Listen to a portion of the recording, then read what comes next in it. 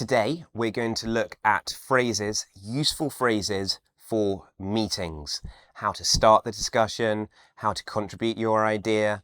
It's functional language for people who use English at work, but also for people who just want to share in the exchange of ideas and shape discussions more.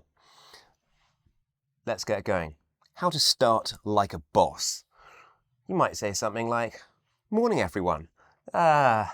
Lovely to see you all here today. Hope you're all doing well and have been enjoying blah, blah, blah, blah, blah, blah." Talk about something they've been doing. Maybe compliment them on something they've done. Right, let's get cracking, shall we? Cracking meaning to get started. Let's get started then. Now, what's on the agenda? We're here today too. Now, let's think of an imaginary situation. I have a favourite festival that I occasionally go to in England. I won't say the name of it. And at this festival, there's a cricket match.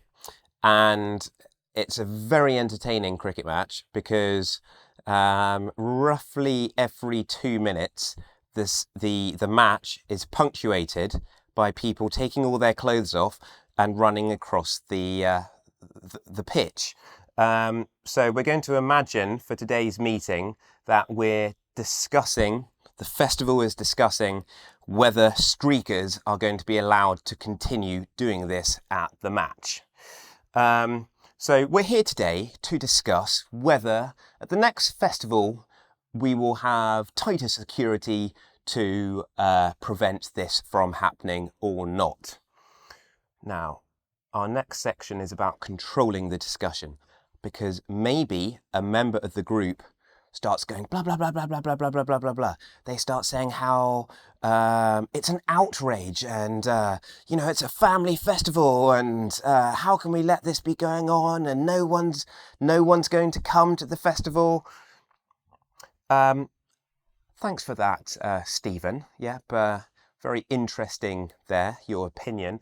But can we just get back to the agenda that I was talking about? So we're thanking and then we're sort of pulling back. I'll get on to those concerns in a moment, Stephen. But first of all, and then you're deciding what you want to hear. Maybe Philippa has some statistics for us.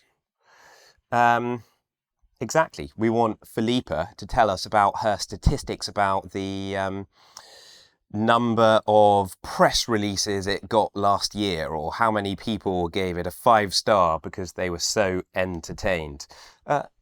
Philippa, perhaps you'd like to share your statistics with us. Or another way, insert name there. Philippa, did you want to go over your research now? So Stephen has quietened down. Philippa is now giving her research. But Stephen still wants to speak. Yeah, so he's like, he's got his hand up. He wants to say something. Sorry, could I just say something here, please? And the chairman is like, oh gosh, Stephen, really? Now, if we want to give him permission to say something, of course, Stephen, go for it. We want to hear what you have to say. Or Stephen could say, would now be the right time to mention. So to mention is to talk about. Would now be the right time to mention that something really, really bad happened last year. Now, I've put here selling Brexit, a kind of rather nasty idea, but trying to package it as a nice idea. So maybe the chairman has some news about the festival. Now, I know you're not going to like this, but at our next festival, we are going to have mounted police or something. Mounted meaning the police are like a mountain on the horse. Now, I know you are not going to, so future tense with going to like this. Or you could say, I'm not sure what you think about this, but I've been thinking that, or I'm not sure, I'm not certain what you think about this, but I think for the next year's festival, we're probably going to have to. Okay? So, what do we got? Start it, say hello, say what the purpose is, control the discussion, involve others, permission to speak, and then kind of tentatively start saying an idea you've been thinking about. Right, let's look now at how to start talking about an idea you really do like. What about a great idea? I'm sure we're all agreed that the cricket match has provided a lot of entertainment. But we are aware that we need to change because Stephen has pointed out there is a problem. Yeah, people are getting upset. The obvious solution is to create a new sort of entertainment. And then we put forward whatever that idea is. So we're trying to find an agreement. We're all agreed that, and then we're starting to move forward. This is classic logical argument.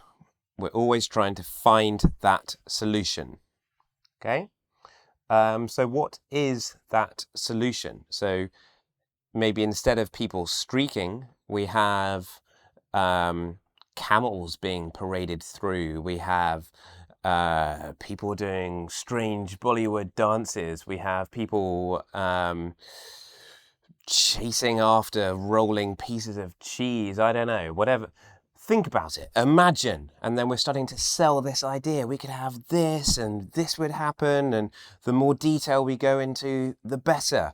Rather than just one thing of the same, we're going to have a giant Winnie the Pooh. I don't know. Just we're making it up. We're describing what would happen and why people would like that idea. Think about this. Something we've been thinking about. Yep. So there's a sort of tone of kind of thoughtfulness here. Yep. And we're quietly going to ask them what we think about it. It's like introducing a discussion. What about if, so we're supposing, we're imagining, what about if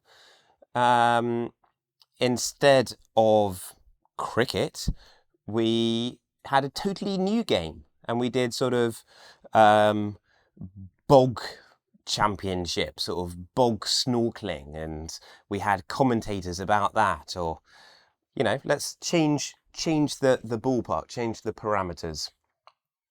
Not sure about that idea. Well, it's interesting you should say that we should stop the cricket match, because I actually think it's a highlight of the festival. You're absolutely right to say that there's this problem, there's this problem, there's this problem, but, okay?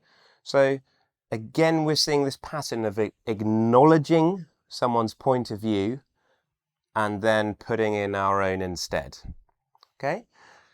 So, a few different types of phrases we've had today. Why don't you test yourself on how these sentences are constructed by doing the quiz? And if you feel that you could benefit from doing more business English, then why don't you go to the engVid website, click the teachers you like. I won't cry if you don't like me. You know, I'm big and strong and hairy and stuff. It's fine.